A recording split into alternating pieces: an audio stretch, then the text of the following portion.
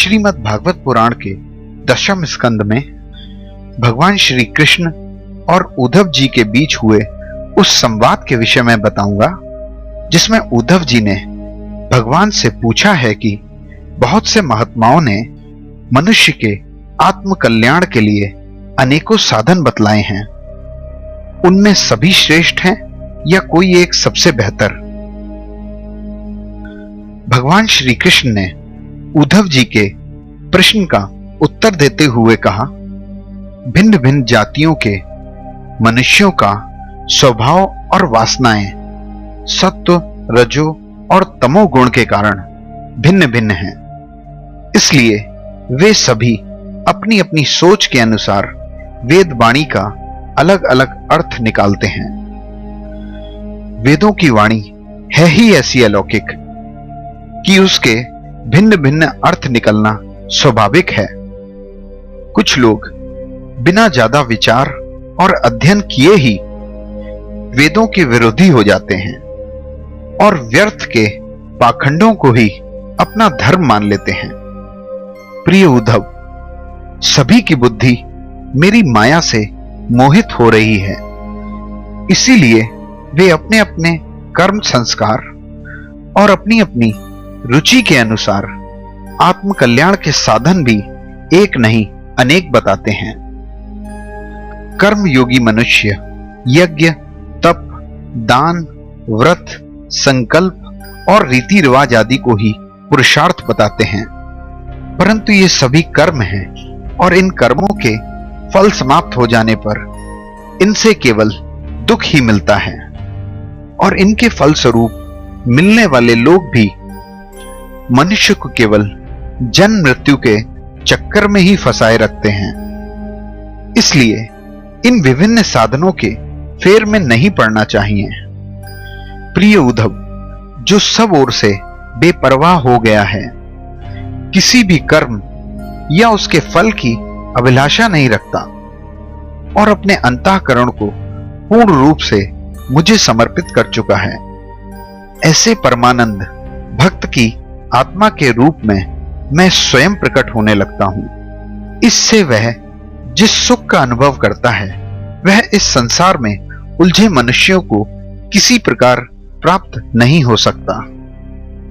जो अपनी इंद्रियों पर विजय प्राप्त करके शांत और समदर्शी हो गया है और वह किसी भी जीव में कोई भेदभाव नहीं करता, जो मेरे सानिध्य का अनुभव करके ही अपने को पूर्ण संतुष्ट मान लेता है, उसके लिए आकाश का एक एक कोना आनंद से भरा है।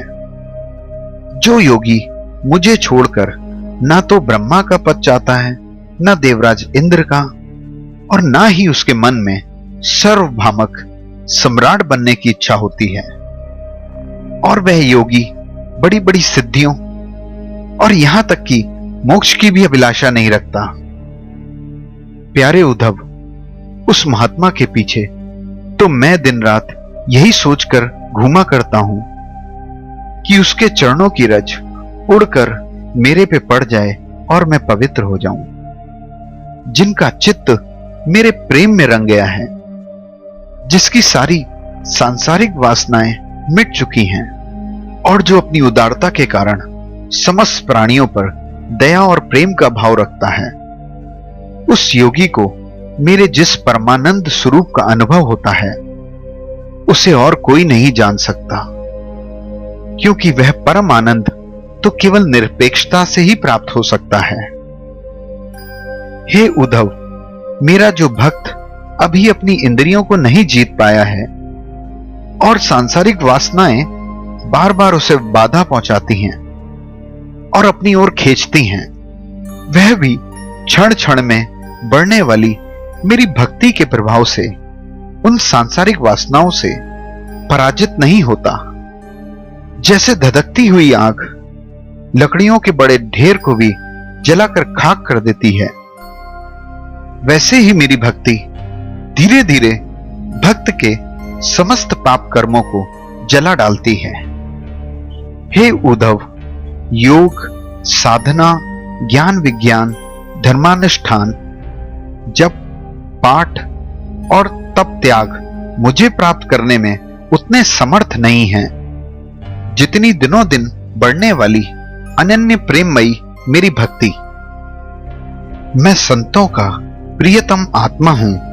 मैं अनन्य श्रद्धा और अनन्य भक्ति से ही पकड़ में आता हूं। मुझे प्राप्त करने का यह एक ही उपाय है। मेरी अनन्य भक्ति उन लोगों को भी पवित्र जाति दोष मुक्त कर देती है जो जन्म से ही चांडाल हैं। इसके विपरीत जो मेरी भक्ति से वंचित हैं, उनके मन को सत्य और दया से युक्त, धर्म और तपस्या से युक्त ज्ञान भी पवित्र नहीं कर सकता।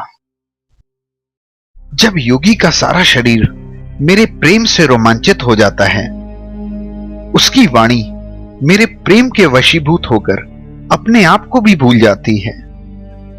मन पिघलकर मेरी ओर बहता रहता है। उसका एक क्षण के लिए भी रोने का तांता नहीं टूटता।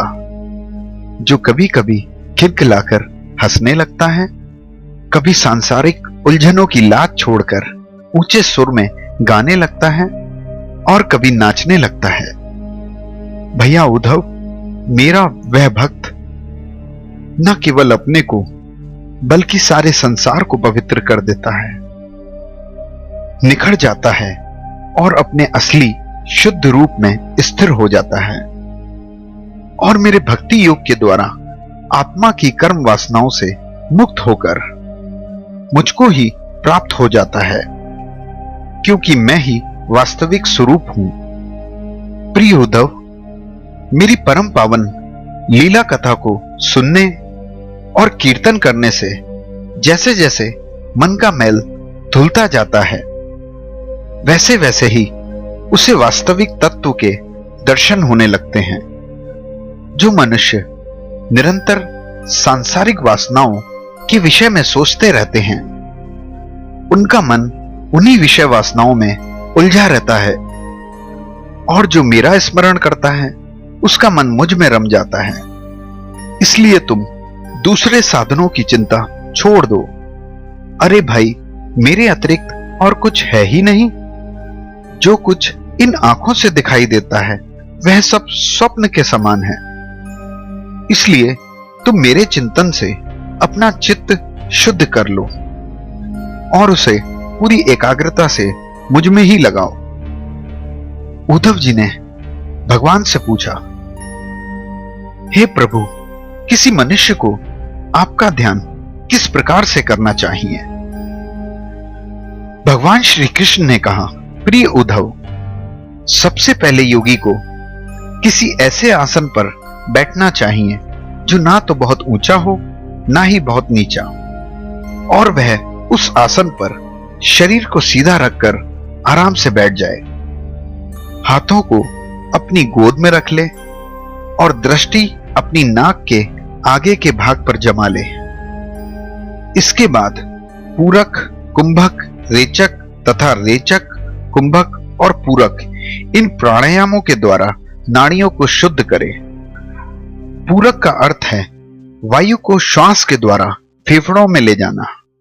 कुंभक का अर्थ है श्वास को छोड़ने से पहले फेफड़ों में रोक कर रखना। रेचक का अर्थ है श्वास को छोड़ना। योगी को इन तीनों प्राणायामों का अभ्यास धीरे धीरे बढ़ाना चाहिए और इसके साथ साथ इंद्रियों को जीतने का भी प्रयास करना चाहिए। इन तीनों प्राणायामों के साथ योगी अपने हृदय में बहुत सूक्ष्म ओमकार का ध्यान करे और श्वास या प्राण के द्वारा ओम को हृदय से ऊपर की तरफ बुद्धि में ले जाए और ओमकार में घंटनाद के समान स्वर स्थित करे। योगी इस बात का ध्यान रखे कि ओम के स्वर का तांता प्राणायाम के दौरान टूटने ना पाए। इस प्रकार प्रतिदिन 3 समय 10-10 बार ओमकार के सहित प्राणायाम का अभ्यास करे।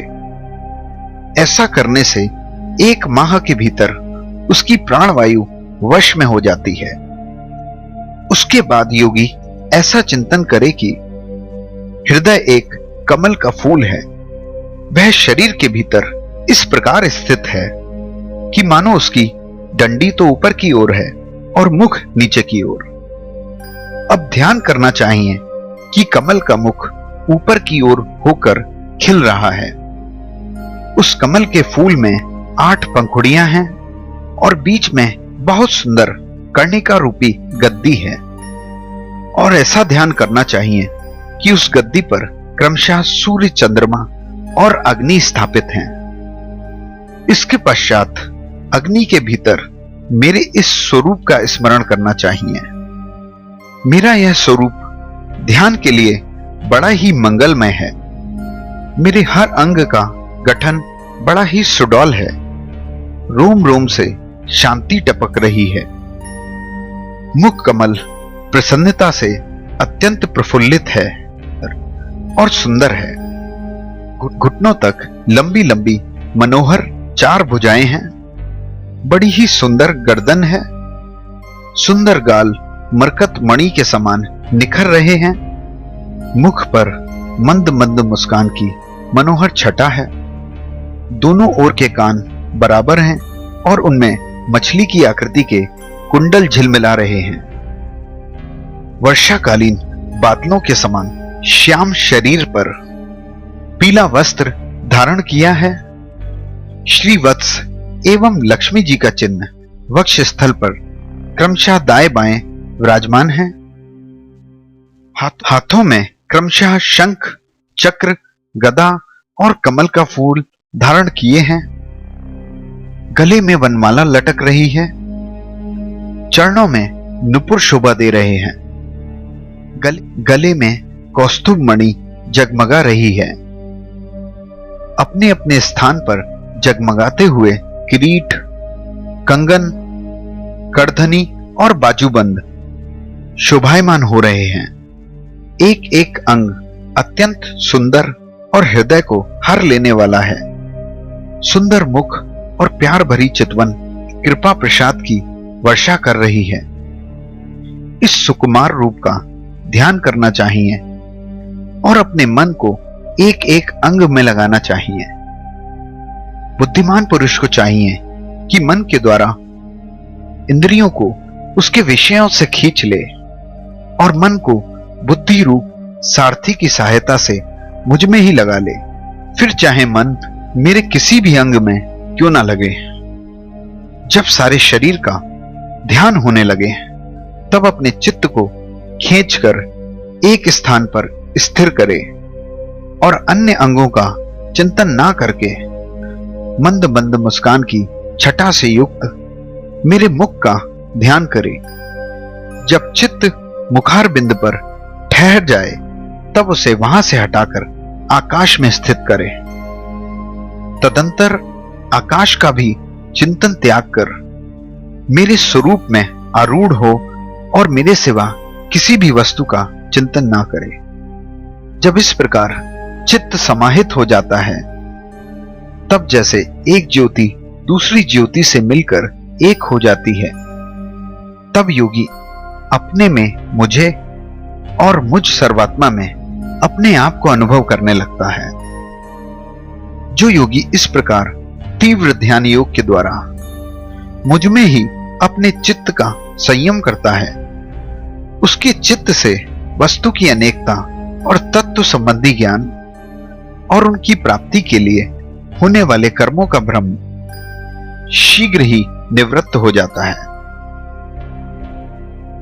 इससे अगले अध्याय में ध्यान योग से प्राप्त होने वाली सिद्धियों के विषय में बताया गया है।